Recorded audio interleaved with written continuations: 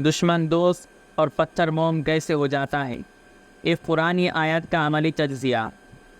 قرآن پاک کی ایک ہدایت ہے کہ جب کوئی تم سے برسر پیکار ہو اور تمہارے ساتھ برے طریقے سے پیش آئے تو تم اس کے ساتھ اچھا رویہ اختیار کرو اور خوبصورت طریقے پر اس کی بات کا جواب دو۔ اگر تم نے ایسا کیا تو جلدی ہی دیکھ لو گے کہ وہ دشمن تمہارا دلی دوست بن جائے گا۔ آگے یہ بھی فرمایا گیا ہے کہ یہ ہر ایک کے بس کی بات نہیں ہے کہ اس کی توفیق صرف ان خوش نصیبوں کو ہوں گی جو برداشت کی صفت یعنی اپنے نفس پر قابو رکھتے ہوں گے۔ یہ قرآن مجید کی ایک آیت کا حاصل اور گویا لفظی ترجمہ ہے۔ یقین ہے کہ جس کسی بندے نے بھی اس کی اس ہدایت پر عمل کیا ہوگا اس کو ضرور اس نتیجے کا بھی تجربہ ہوا ہوگا جو قرآن مجید نے بتایا ہے۔ ناچیز راقم سطور کو اعتراض ہے کہ اپنے مزاج کی فکری حدت یعنی تیزی اور اپنے نفس پر قابو نہ ہونے کی وجہ سے قرآن مجید کے اس زرین ہدایت اور تعلیم پر عمل کی توفیق بہت کم ہی نصیب ہوئی ہے۔ لیکن جب کبھی اللہ کی توفیق سے اس پر عمل نصیب ہو گیا تو اسی وقت کھلی آنکھوں وہ نتیجہ دیکھ لیا جس کا وعدہ قرآن پاک کی اس ہی آیت میں کیا گیا ہے۔ اسی سلسلے کا اپنا ایک تجربہ آپ کی خدمت میں پیش ہے۔ اگست 1947 کا پہلا ہفتہ تھا۔ یاد ہے کہ رمضان المبارک کی 18 تاریخ تھی۔ ناچیز راقم سطور کو 14-15 ساتھیوں کے ساتھ لکھنؤ سے دہلی جانا تھا۔ یہاں یہ بات بھی یاد رکھ لی جائے کہ یہ وہ وقت تھا جب کہ ہندوستان میں ہندو مسلم کشیدگی آخری حد تک پہنچ چکی تھی۔ کلکتہ، نوئیکھالی، بہار وغیرہ میں بڑے بڑے مہیب فسادات ہو چکے تھے اور بس ایک ہفتے کے بعد 15 اگست کو ملک کی باقاعدہ تقسیم عمل میں آ جانے والی تھی۔ اب تو ماشاءاللہ لکھنؤ اور دہلی کے درمیان براہ راست 3-4 ٹرینیں چلتی ہیں۔ اس وقت ایک ٹرین بھی لکھنؤ سے دہلی براہ راست نہیں جاتی تھی۔ کانپور یا مراد آباد تبدیل کرنی پڑتی تھی۔ ہم نے براہ مراد آباد دہرہ ایکسپریس سے سفر کرنا طے کیا۔ لکھنؤ سے اس کی روانگی کا وقت اس وقت بھی وہی تھا جو آج ہے، یعنی قریباً 7 بجے شام۔ اپنے سفری تجربے کی بنا پر مجھے سب سے آگے والے ڈبے میں جگہ ملنے کی زیادہ امید تھی، اس لیے ہم لوگ وہاں کھڑے ہو گئے جہاں اس ڈبے کے پہنچنے کی توقع تھی، اور ساتھیوں میں چند کو مقرر کیا گیا کہ ٹرین جیسے ہی آ کے رکے وہ مستعدی اور پھرتی سے ڈبے میں جانے کی کوشش کرے اور جو جگہ بھی خالی نظر آئے اس کو ساتھیوں کے لیے گھیر لے۔ اس کی تاکید کر دی گئی کہ کسی کو ایذا نہ پہنچے اور جھگڑا نہ ہو۔ ٹرین آ کر رکی۔ جیسا کہ میرا اندازہ تھا اگلے ڈبے سے مسافروں کی خاصی تعداد لکھنؤ اتری اور کافی جگہ خالی ہوئی۔ ہمارے وہ چند ساتھی قرارداد کے مطابق پھرتی سے اندر پہنچ گئے اور خالی سیٹوں پر اپنے کپڑے بچھا کر جگہ محفوظ کر لی، اور دوسرے ساتھی بھی اندر داخل ہو گئے۔ میں بھی پہنچ گیا۔ ایک سیٹ پر ایک ساتھی نے کپڑا بچھا دیا تھا، میں اسی کپڑے پر جا کر بیٹھ گیا۔ میرے برابر میں ایک اور ساتھی بھی بیٹھ گئے، ایک پنڈت جی جو اسی ٹرین میں اوپر سے صبح بہار کے کسی مقام سے آ رہے تھے، غالباً کسی ضرورت سے نیچے اتر گئے تھے۔ وہ اندر آئے اور زبان سے کوئی بات کہنے کے بجائے انہوں نے انتہائی اشتعال انگیز طریقے پر ایک ہاتھ سے میرا بازو پورے زور سے پکڑ کر اور دوسرے ہاتھ سے میرے دوسرے ساتھی کا اس جگہ سے ہمیں اٹھانا چاہا۔ انہیں غالباً یہ اندازہ نہیں تھا کہ ہم لوگ اتنی تعداد میں ہیں۔ جیسے ہی انہوں نے یہ حرکت شروع کی میرے بعض ساتھیوں نے پڑھ کر انہیں پکڑ لینے کا ارادہ کیا۔ میں نے اپنے ساتھیوں سے ڈانٹ کر کہا کہ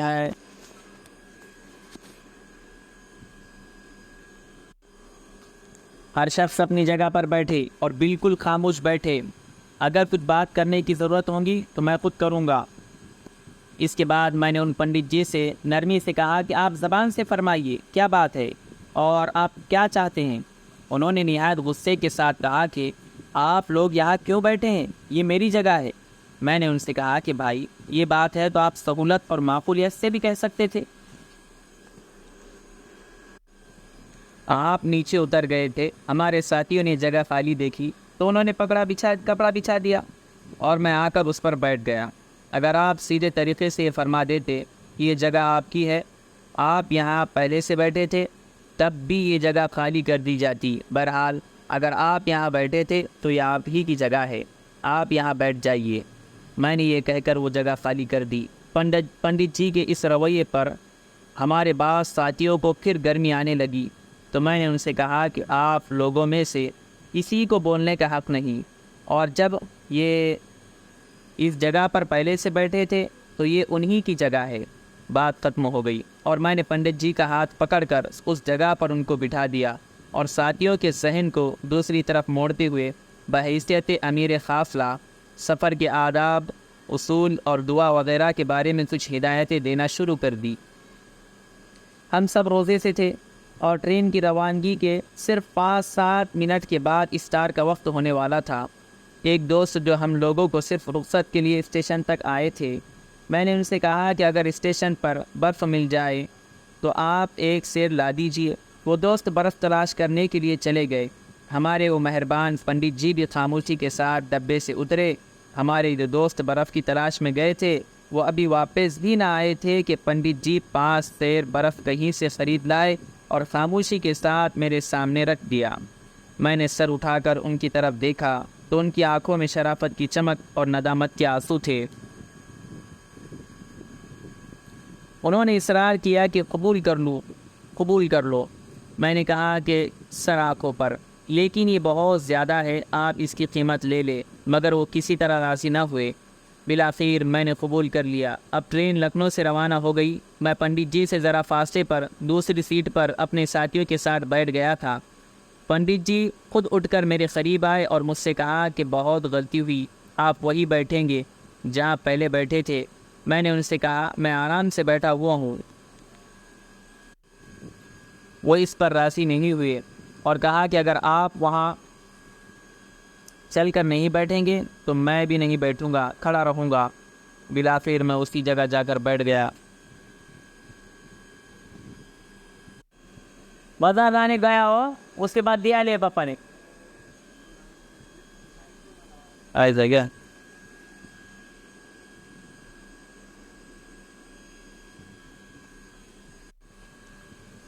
اس کے بعد جب غروب آفتاب کا وقت قریب آیا اور جب آفتاب کے غروب ہونے کا یقین ہو گیا تو ہم لوگوں نے روزہ افطار کیا اور جماعت سے مغرب کی نماز ٹرین ہی میں پڑھی۔ جتنی دیر جماعت سے فرض نماز پڑھی، پنڈت جی ادب کے ساتھ ایک جگہ کھڑے رہے، اپنی جگہ پر بھی نہیں بیٹھے۔ سلام پھیرنے کے بعد میں نے جب انہیں اس حالت میں دیکھا تو اصرار کر کے بٹھایا۔ پھر بھی وہ اس وقت تک ادب سے بیٹھے رہے جب تک ہم لوگ سنتوں اور نفلوں سے فارغ ہوئے۔ اس کے بعد ہم لوگوں نے کھانا کھایا۔ پھر کچھ دیر کے بعد عشاء کا وقت آ گیا۔ ہم لوگوں نے جماعت سے عشاء کی نماز اور اس کے بعد جماعت ہی سے تراویح کی 20 رکعتیں پڑھی۔ اس پورے وقت میں پنڈت جی بڑے ادب کے ساتھ اس طرح بیٹھے رہے کہ گویا وہ بھی دل سے ہمارے ساتھ نماز میں شریک ہے۔ ڈبے میں اتنی جگہ نہیں تھی کہ کوئی شخص بھی ہم میں سے سو سکتا۔ اوپر والی سیٹوں پر ان حضرات کے بستر لگے ہوئے تھے جو پہلے سے اس ٹرین پر سفر کر رہے تھے۔ ان میں سے ایک بستر پنڈت جی کا بھی تھا۔ ان کے علاوہ جن لوگوں کے بستر تھے سب جا کر لیٹ گئے۔ پنڈت جی نے اوپر کے ایک بستر کی طرف اشارہ کرتے ہوئے کہا کہ یہ بستر میرا ہے، آپ اس پر آرام کریں گے۔ میں نے کہا پنڈت جی یہ ہرگز نہیں ہوگا، آپ اپنے بستر پر خود آرام کریں گے۔ پنڈت جی نے کہا کہ یا تو آپ اس پر سوئیں گے ورنہ میں بھی نہ سوؤں گا اور یہ رات بھر خالی اوپر پڑا رہیں گا۔ جب میں نے پنڈت جی کا یہ اصرار دیکھا اور اندازہ کر لیا کہ واقعتاً وہ ایسا ہی کریں گے تو میں نے ان سے کہا کہ اچھا پھر آپ مجھ کو اختیار دے دیجئے، کہا میں خود سوؤں یا کسی دوسرے کو سلاؤں۔ انہوں نے مجھے اختیار دے دیا۔ ہمارے ساتھیوں میں ایک بھائی نصیر الدین تھے جن کی صحت ایک ایکسیڈنٹ کی وجہ سے بڑی خراب ہو گئی تھی، گویا ہمیشہ مریض ہی رہتے تھے۔ میں نے ان سے کہا کہ بھائی نصیر تم سو جاؤ۔ پہلے انہوں نے معذرت کی، پھر میں نے ان سے کہا کہ اچھا میرا امیر قافلے کی حیثیت سے میں آپ کو حکم دیتا ہوں کہ آپ اس پر سو جائے۔ چنانچہ وہی سوئے۔ مراد آباد میں ہمیں ٹرین تبدیل کرنی تھی۔ رات کے 2 بجے کے قریب جب مراد آباد آیا تو ہم لوگ پنڈت جی سے رخصت ہو کر اترنے لگے۔ پنڈت جی نے ہمیں اس طرح رخصت کیا کہ جس طرح وہ اپنے عزیز ترین رشتہ داروں یا دوستوں کو رخصت کرتے۔ میرے دل پر آج تک پنڈت جی کے اس رویے کا گہرا اثر ہے۔ قرآن مجید کی جس ہدایت و تعلیم کا اوپر حوالہ دیا گیا ہے، اگر اس پر عمل کرنے کی توفیق ہم قرآن والوں کو ہو جائے تو روز ایسے ہی تجربے ہوں گے اور دین و دنیا کے کتنے بند دروازے ہمارے لیے کھل جائے۔ صحابہ کرام قرآنی علم و فلسفے میں بہت فائق نہیں تھے، ان کی خوش نصیبی یہی تھی کہ رسول اللہ صلی اللہ علیہ وسلم کی صحبت و تربیت نے قرآن مجید کو ان کی زندگی اور ان کا ظاہر و باطن بنا دیا تھا۔